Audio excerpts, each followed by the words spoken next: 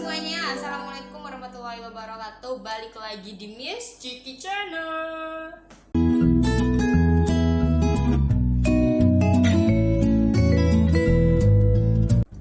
Masih di Kilas Balik, kisah-kisah di balik cerita yang sudah sering kita dengarkan. Jadi simak baik-baik karena gue mulai serius. Masih di lingkaran Disney. Cerita kali ini datang dari Pinocchio. Pasti tahu kan ya Pinocchio itu ceritanya kayak apa. Alurnya juga sama. Gue akan menceritakan versi Disney-nya dulu, baru setelah itu gue akan menceritakan versi pertamanya atau penulis pertamanya. Jadi saatnya mendongeng. Pinocchio adalah kartun yang dirilis oleh Disney pada tahun 1940. Kartun ini menceritakan seorang boneka kayu yang hidup bernama Pinocchio. Jadi awal mulanya Pinocchio terbentuk dari seorang kakek yang hidup sendirian. Seorang kakek tersebut bernama Geppetto dan seorang pengrajin boneka kayu. Jadi tahu kan ya kalau zaman dulu boneka kayu yang kayak gini gitu. Kakek Geppetto pun pergi ke tengah hutan dan menebang satu pohon untuk dijadikan kayu bakar. Akan tetapi ketika dimasukkan ke dalam api, kayu tersebut terlempar dengan sendirinya. Karena kayu tersebut tidak bisa dibakar, kakek Geppetto pun memutuskan untuk membuat boneka dari kayu tersebut. Rasa sayang yang begitu besar dari Geppetto untuk boneka tersebut membuat boneka itu hidup sebagai Pinocchio. Geppetto yang mengetahui bonekanya hidup sangat bahagia dan menyayangi boneka tersebut. Ia pun membelikannya pakaian dan menyekolahkannya. Namun sangat disayangkan, Pinocchio terkenal nakal dan suka berbohong sehingga membuat kakek Geppetto kewalahan. Untungnya, jika Pinocchio berbohong, hidungnya akan tumbuh panjang sehingga Geppetto mengetahui jika Pinocchio berbohong atau tidak. Dan balik lagi, karena ini versi Disney-nya, akhirnya pasti udah bisa tahu kalau si Pinocchio dikisahkan bertobat dan berubah menjadi anak manusia yang sesungguhnya atau seutuhnya dan mereka bisa hidup bersama. Nah itu tadi versi Disney-nya. Emang kayaknya udah kelihatan banget ya, selalu bahagia di akhir cerita.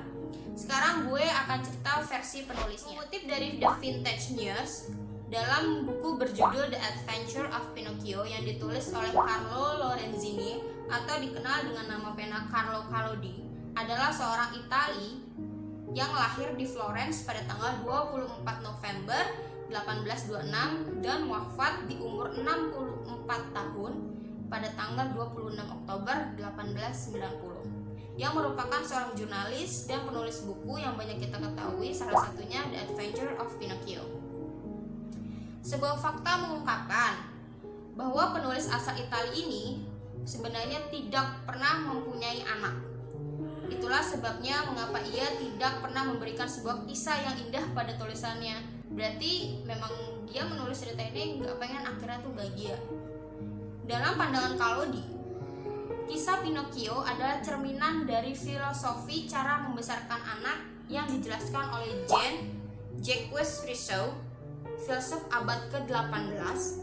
Bagi Rousseau, cara mendidik anak yang baik adalah dengan membiarkan mereka mempelajari sendiri konsekuensi yang terjadi apabila melakukan tindakan yang salah. Tuh, mama, papa di rumah.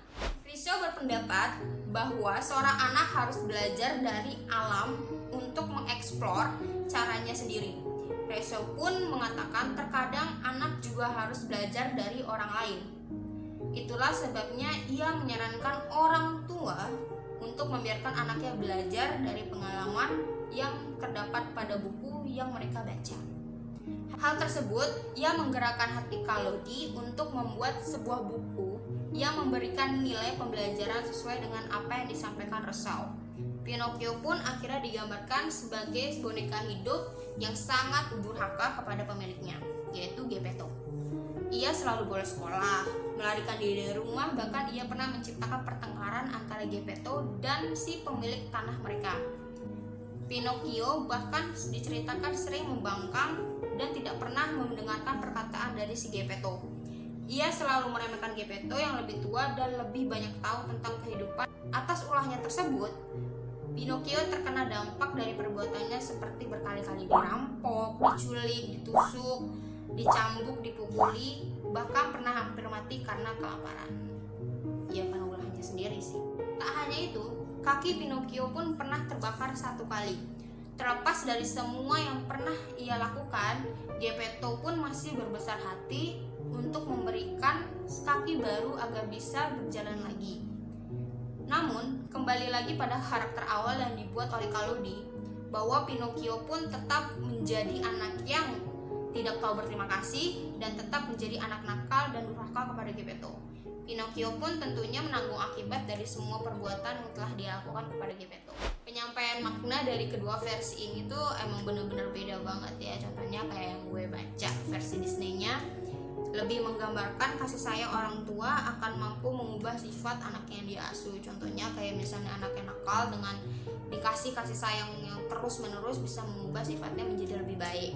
Kalau misalnya gue baca dari versi aslinya, yaitu versi Carlo Collodi, karena memang dia nggak memiliki keturunan, dia lebih condong ke arah bahwa sebesar apapun kasih sayang orang tua kepada anaknya tetap akan dilupakan oleh anaknya sendiri. Dan menurut gue, karakter anak di masa depan itu terbentuk dari apa yang diperlihatkan orang tuanya kepada anak itu sendiri di masa kecil. Dan gue yakin banget kalau kita bisa mengambil pelajaran lebih dari apa yang tadi gue ucapin. Jadi terima kasih telah menyimak video ini.